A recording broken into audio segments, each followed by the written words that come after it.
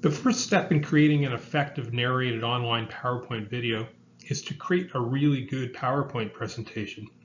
From a variety of sources, I've collected 9 super tips that you might want to use to up your game.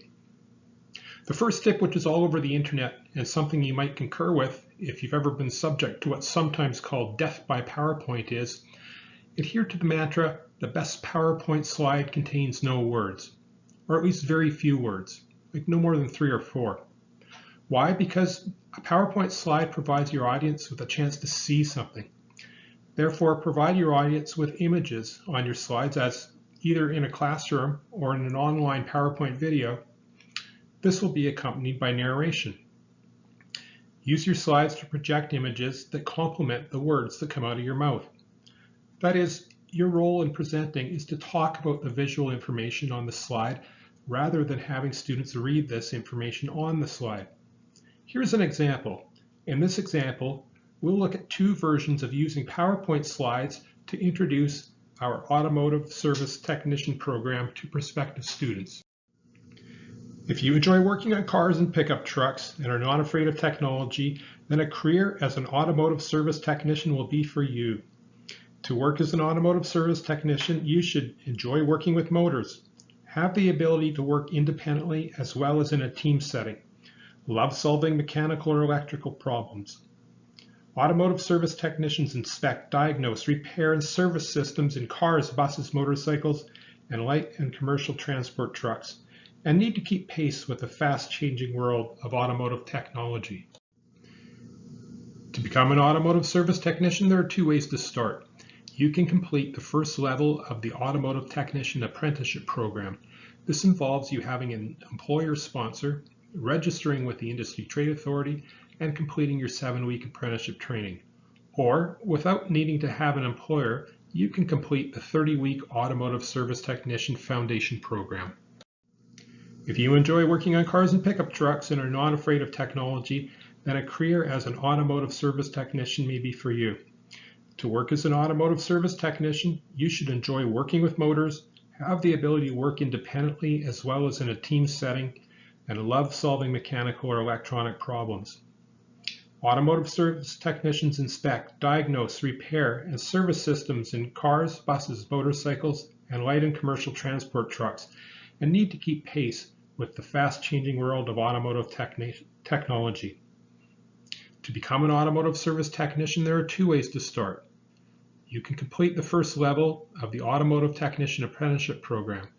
This involves you having an employer sponsor, registering with the Industry Trade Authority, and completing your 7-week apprenticeship training.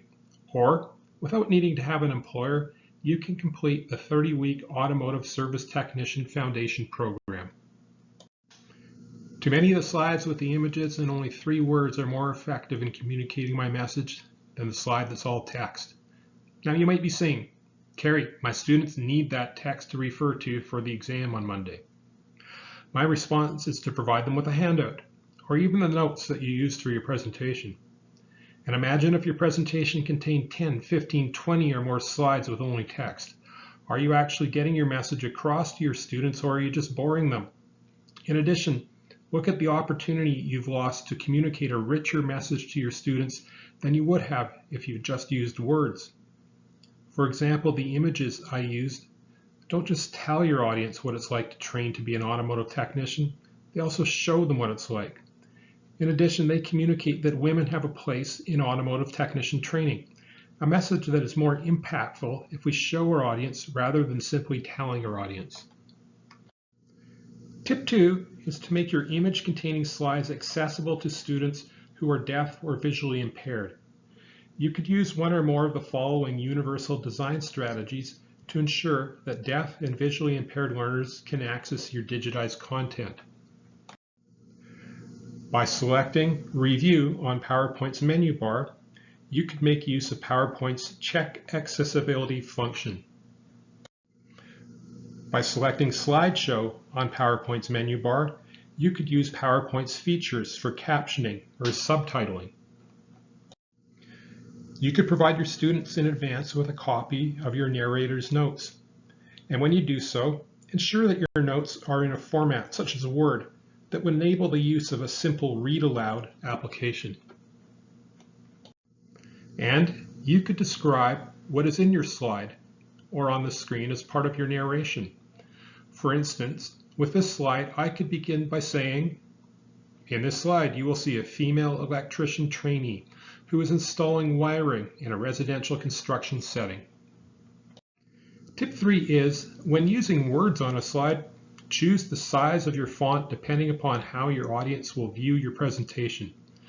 When delivering a presentation in a classroom, you will always want to think about whether a student at the back of the room can read what is on your slides.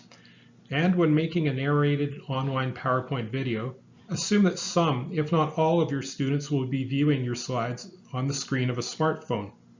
Don't make your text too small, or better yet, try not to use any at all. Tip 4 is to consider the aspect ratio of your slides depending upon how your audience will view your slides.